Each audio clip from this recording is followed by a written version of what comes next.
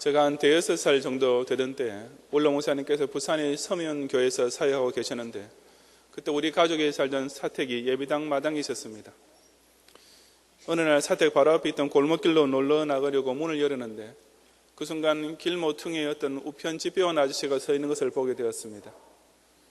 그런데 그 집배원이 자기 어깨에 메고 있던 우편낭 자루를 열어서 꽤 두툼한 우편물 한 묶음을 꺼내더니 쓰레기통이었는지 아니면 하수구였는지는 제가 잘 기억나지 않지만 하여튼 그 많은 편지들을 몽땅 다 내버리는 것이었습니다. 저는 비록 어린 나이였지만 꽤 큰 충격을 받았습니다. 아마 편지 배달하기가 귀찮아서 저렇게 하는 모양이지만 저 편지들을 보낸 사람들과 받게 될 사람들에게는 얼마나 많은 문제들이 생길까 하는 생각에 제 딴에 꽤 걱정이 되었던 것이었습니다. 편지라는 것은 반드시 수신자에게 도달해야 그 목적과 기능이 완수됩니다.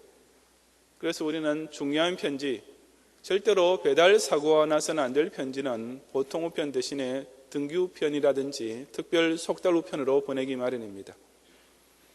오늘 본문의 말씀 역시 수신자에게 반드시 전달되어야 할 어떤 특별한 편지를 보여줍니다.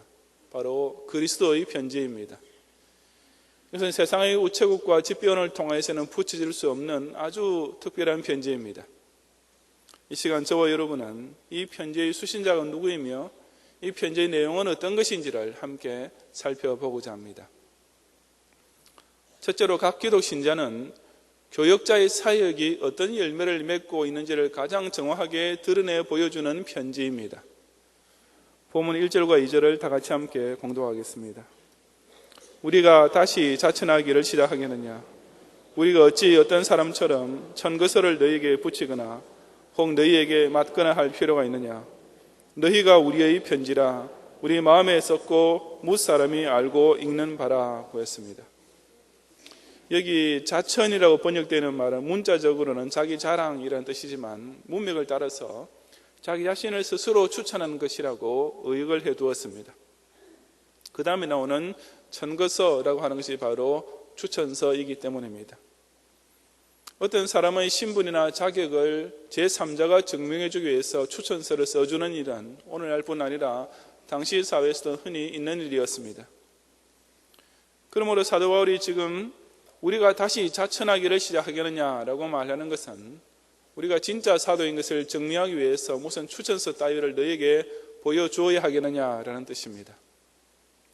왜냐하면 초대교회 시절에 고린도 교회를 비롯하여 여러 교회에 난무했던 거짓 교사들이 자기네들의 신분을 위증하기 위해서 가짜 추천서들을 가지고 다녔기 때문이었습니다.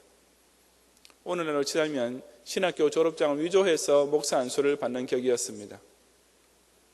사실 사도 바울도 남에게 추천서를 써준 적이 몇 번 있었습니다. 로마서 16장 1절과 2절에 나오는 여집사 뵬베라든지 고린도전서 16장 10절과 11절에 나오는 디모데 등을 어떤 다른 교회에 파송할 때 바울이 친히 추천서를 써주었던 것입니다.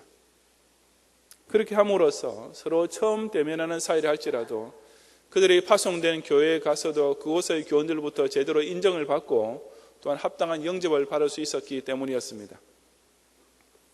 하지만 정작 바울 자신으로 말하자면 그런 추천서가 전혀 필요 없었습니다.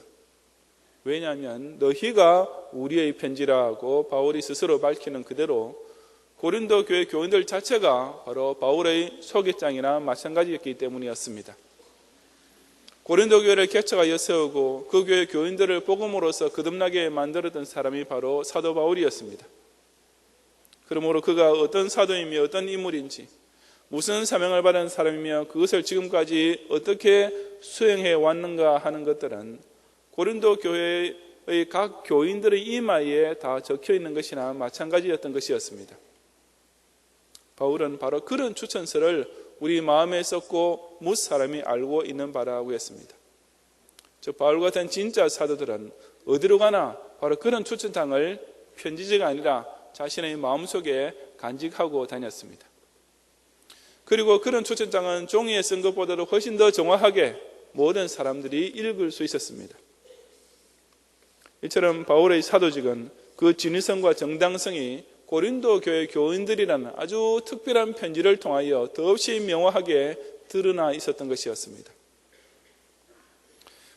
어느 목사가 어떤 목회를 했는지는 바로 그 교회 교인들을 보면 가장 정확하게 알 수 있습니다. 자기가 진짜 목사인 것을 증명하기 위해서 무슨 추천서나 이력서나 학력 증명 따위만을 내세우는 것은 그 자체로 이미 자신의 무자격과 부적격성을 스스로 드러내는 행위나 마찬가지입니다. 목사가 정말 목회를 충성스럽게 잘하면 그 목사의 가르침을 받고 자란 교인들이 이미 그 목사에 대한 최고의 소개장이 됩니다. 다시 말해서 교인들이 교회 안에서뿐 아니라 이웃과 사회 앞에서도 예수님을 잘 믿고 사는 표를 내면 그것이 바로 그 교회의 목사가 사꾼이나 이단이 아닌 진실하고 충성된 주의 사자임을 가장 잘 증명해 주는 것입니다. 우리 경양교회 교육부를 담당하는 여러 교육 전사도 있지만 그들이 과연 어떻게 사역을 하고 있는지를 제가 일일이 해당 교육부 교사들에게 여론조사 따위를 할 필요가 없습니다. 우리 주일학교 어린이들과 SFC 학생들이 과연 얼마나 주일 성수와 헌금 생활을 잘하고 있는지 그것만 보면 충분히 알 수 있기 때문입니다. 여러 부목사님들과 여전사님들이 전도자로서 정말 열성을 다해 섬기고 있는지 아닌지는 무슨 통계 숫자를 가지고 알 수 있는 일이 아닙니다. 바로 그 해당 교구 성도들이 새벽기도 특송 때 얼마나 많이 나오는지, 주일마다 얼마나 많은 새신자들 전도해 오는지, 교구 헌신 예배를 드릴 때 얼마나 정성스러운 특별 예물들을 바치는지 이런 것들만 보아도 얼마든지 알 수 있는 것입니다. 저 역시 텔레비전을 통하여 저희 설교가 매주일 방영되고 있지만 저희 목회에 대한 진짜 평가표는 그 방송 설교의 시청률이 아니고 바로 이 경양교회에 몸담고 있는 여러분 각 성도들의 말과 행실을 통하여 가장 정확하게 나타나게 됩니다. 경양교회가 어떤 교회냐 하는 것은 제 얼굴이 아니고 바로 여러분의 여세 동안의 삶을 통하여 고스란히 드러나게 되는 것입니다. 다시 말해서 불신자들에게 우리 경양교회를 소개해주는 대표는 제가 아니고 바로 경양교회 성도 한 사람인 것입니다. 여러분 각자가 바로 목사의 소개장이며 우리 교회의 얼굴임을 기억하면서 언제 어디서 누구를 만나도 이 경양을 통해서 누리고 있는 신앙생활의 기쁨과 축복을 자랑하면서 전도하는 특별한 편지들이 되시기를 바랍니다. 둘째로 각 기독 신자는 그리스도의 은혜가 얼마나 강렬하고 뜨거운 것인지를 사람들에게 생생하게 전달해 주는 편지입니다. 3절 말씀을 다 같이 함께 봉독하겠습니다. 너희는 우리로 말미암아 나타난 그리스도의 편지니 이는 먹으로 쓴 것이 아니요 오직 살아계신 하나님의 영으로 한 것이며 또 돌비에 쓴 것이 아니요 오직 육의 신비에 한 것이라고 했습니다.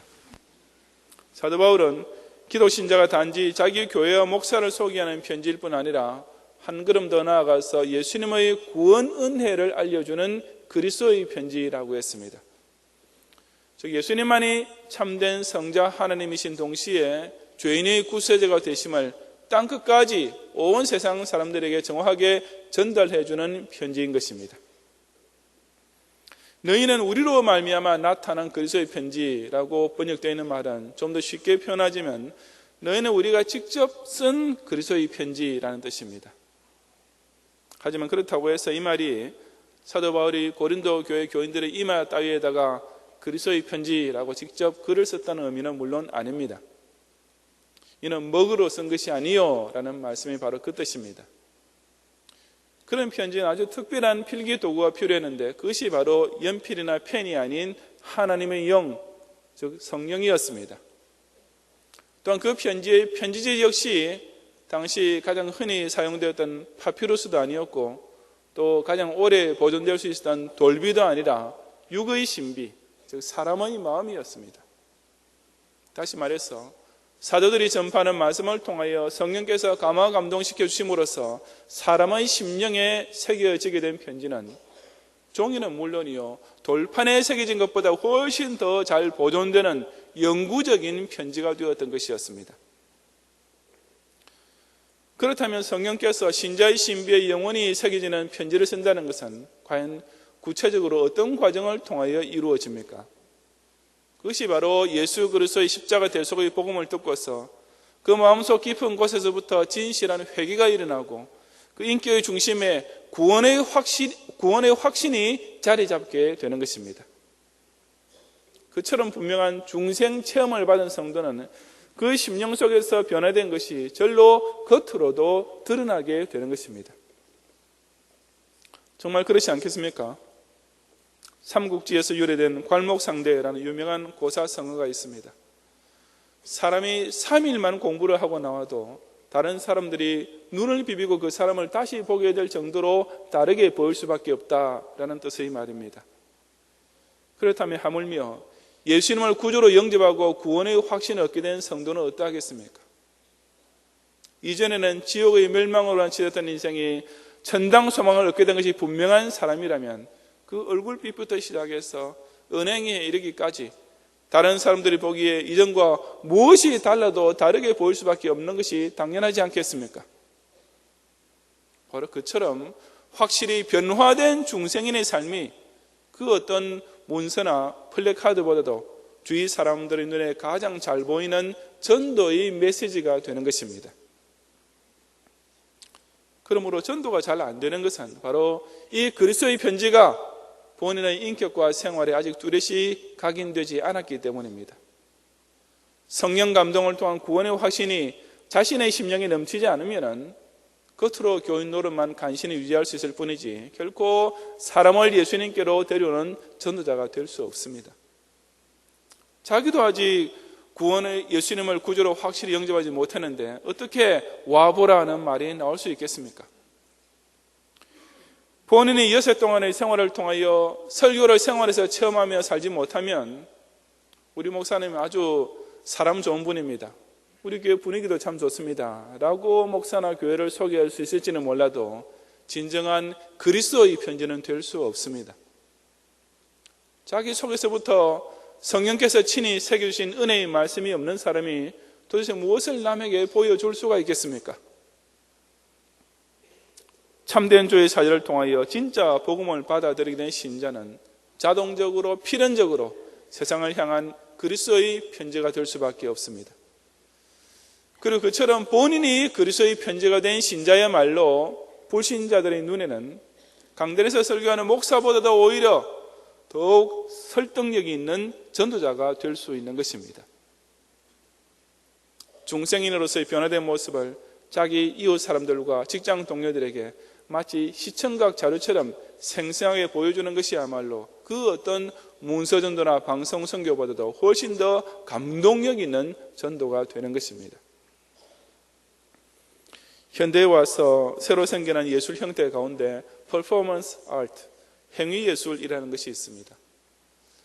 글, 음악, 그림, 영상 등을 통해서만 표현되어 왔던 이전의 예술과는 달리 예술가 자신의 행위를 통하여 무언가를 표현하는 예술을 가리킵니다.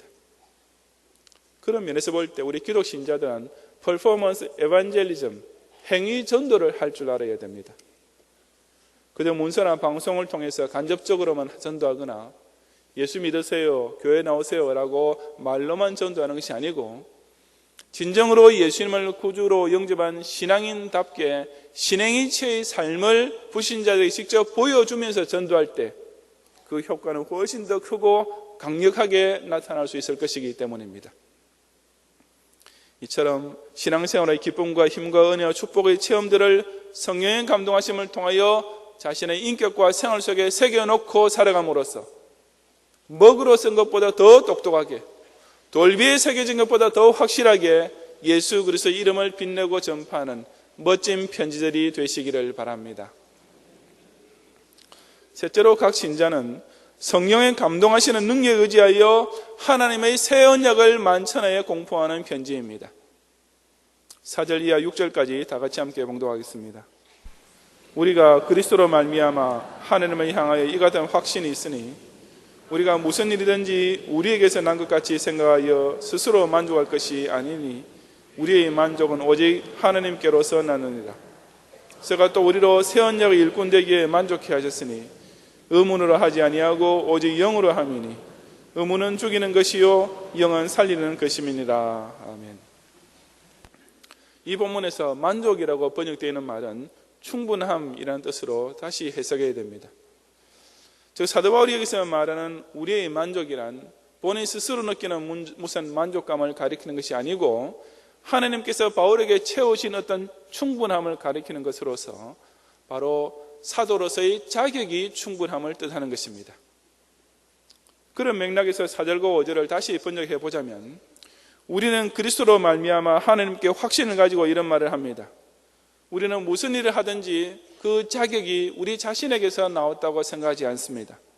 우리의 자격은 오직 하나님께로부터 나오는 것입니다 라는 말이 되는 것입니다. 이처럼 사도 바울은 자신이 하나님께로부터 친히 세움받은 사도라는 사실에 대하여 확신과 자부심을 가지고 있었습니다. 그는 사도 직분을 두고 우리에게서 난 것 같이 생각하여 스스로 만족할 것이 아니라고, 즉 자기 자신에게 뭔가 특별한 재능이 있어서, 뭔가 남다른 영역이 있어서 그런 자격을 획득한 것이라고는 꿈에도 생각하지 않았습니다. 그 자격은 오직 하나님께로서 난 것, 즉 하나님께서 친히 선택해 주시고 기름 부어 주심으로써 얻게 된 것이었기 때문입니다. 사실상 바울은 인간적으로만 따져본다면 도저히 사도가 될 수 없었습니다. 무엇보다도 그는 교회를 핍박하고 성도를 박해했던 과거, 정말이지 사도가 되기에는 그야말로 최악의 경력을 소유하고 있었던 사람이었습니다. 그처럼 죄인 중에 괴수와 같은 부끄러운 과거에도 불구하고 도대체 무엇이 바울로 하여금 자기의 사명과 직분에 대해 그토록 확신이 넘치게 만들었습니까? 바로 그 이유를 두고 바울은 6절에서 저가 또 우리로 새 언약의 일꾼이 되기에 만족해 하셨으니 라고 고백하고 있는데, 물론 여기서도 만족해 라고 번역되는 말은 자격 있게 라고 번역해야 됩니다. 즉 새 언약에 대한 확신이 바울을 그처럼 사명의식으로 충만하게 만들어준 것이었습니다. 이 새 언약은 의문으로 하지 아니하고 영으로 이루어진 언약이라고 했습니다. 여기서 의문이라고 번역되어 있는 단어는 letters, 문자라는 뜻으로서 바로 구약의 율법을 가리키는 말입니다. 그러므로 율법은 죽이는 것이요, 의문은 죽이는 것이요 라는 말씀은 구약의 율법을 지킴으로써 구원 얻으려 하는 것은 실상은 스스로 죽음의 길을 자처하는 행위나 마찬가지라는 의미입니다. 왜냐하면 율법은 사람으로 하여금 자신의 죄를 인식하고 고백하게 만드는 기능, 그리고 끝까지 회개하지 않고 죄인으로 남아낸 자에게 사망을 선고하는 역할만 가지고 있을 뿐이지 그 죄를 깨달은 자에게 다시 생명을 주는 능력은 없기 때문입니다. 그런 생명 구원은 오직 새 언약을 통해서만 가능한 것이고, 그것이 바로 예수님을 통하여 성취된 새 언약, 즉 하나님께서 그리스도의 십자가 대속 공로만 가지고서 죄인을 무조건 의롭다고 칭해 주시고 구원해 주시는 언약입니다. 그리고 그런 놀라운 새 언약을 깨닫고 믿을 수 있게 해주는 것은 오직 영으로, 즉 성령의 능력으로만 가능한 것입니다. 6절 끝에서 영은 살리는 것임이라고 한 것도 바로 성령의 감화 감동을 받아 이 새 언약을 믿는 것만이 죄인이 살 수 있는 길이라는 뜻입니다. 사도 바울에게는 하나님께서 성령을 통하여 행하고 계시는 이 언약 성취의 역사에 대한 체험과 확신이 먼저 자기 속에 넘쳐 흐르고 있었습니다. 또한 자신이 바로 그 새 언약의 복음을 전파하기만 하면은 자기를 이전에 변화시켜 주셨던 그 성령께서 똑같은 감화 감동으로 역사해 주실 것까지 확신하고 있었습니다. 바로 그 점이 순전히 자신의 능력과 성과만을 자랑하던 당시의 거짓 교사들과 바울의 결정적인 차이점이었습니다. 즉 사도 바울은 내가 잘해서 사람을 믿게 만든다는 자세가 아니고 오직 하나님께서 택자에게는 성령의 역사가 일어나도록 하신다라는 확신 가운데서 그의 사도직에 대한 사명의식을 지키고 있었던 것이었습니다. 오늘날 역시 전도자는 먼저 자기 자신부터 그리스도 피의 새 언약으로서 죄 용서함을 받고 구원 얻었음을 성령의 감동을 통해 확실히 믿고 있어야 됩니다. 만약 이것을 모르면 예수 그리스도를 전한다 해도 실상은 율법으로서 사람을 정죄만 하는 꼴이 될 수밖에 없는 것입니다. 그러므로 전도자의 참된 자격은 사람 앞에 알려진 명성이나 자기 자신의 특별한 영역이 있는 것이 아니고 오직 성령의 감화 감동하심에 대한 진짜 체험, 바로 이것만으로 충분한 것입니다. 사람은 어떤 매뉴얼을 쫓아서 신자가 되는 것이 아니고 먼저 믿은 신자가 전도할 때 역시 자신의 어떤 테크닉이나 노하우를 사용해서 다른 사람을 신자로 만드는 것이 아닙니다. 사도조차 그것을 조금이라도 자기의 능력이나 공으로 여기지 못하고 오직 성령께 모든 영광을 돌렸다면 오늘날의 목사나 성도에게는 더욱 그러하지 않겠습니까? 중생이라는 기적적인 역사는 항상 하나님께서 그 택하신 자의 심령에 성령으로 도장을 콱 찍으심으로써 일어나는 결과일 뿐입니다. 우리의 미련한 전도를 통하여서도 해산 신자가 생겨야 되는 이유 역시 오로지 성령께서 똑같이 기적적으로 역사해 주시기 때문일 뿐입니다. 이처럼 오직 성령의 감동하시는 능력에만 전적으로 의지함으로써 아직도 죽이는 율법 가운데 있는 많은 사람들을 이처럼 살리는 새 언약으로 돌아오게 하는 하나님의 편지들이 되시기를 바랍니다. 성도 여러분, 다들 행운의 편지라는 것을 한 번쯤은 받아보셨을 것입니다. 저도 중학교 시절에 그것을 한번 받아보았는데 그 소위 행운의 편지라는 것이 시작된 계기와 일단 받은 사람은 또 다른 7 사람들에게 똑같은 내용의 편지를 보내야 한다는 따위의 내용이었습니다. 그리고 그처럼 행운의 편지를 계속해서 보낸 사람들은 어떤 좋은 일이 일어났고 보내지 않은 사람들은 무슨 나쁜 일이 실제로 일어났다는 이야기도 있었습니다.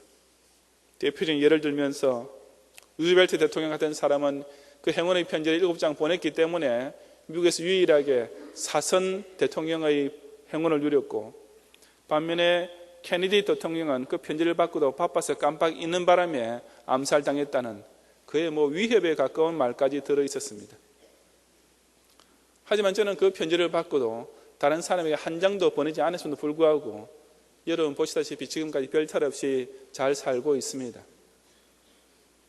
불신자들은 그런 실없는 편지조차 행운의 편지니 뭐니 아닌 미명을 달아서 붙이고 있는데 이 메일까지 생긴 요즘엔 아무도 그 편지가 훨씬 더 널리 퍼지고들 있을 것입니다.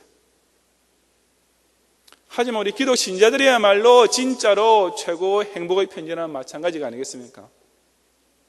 이 편지는 그냥 재수 좋으라고 보내는 편지가 아닙니다.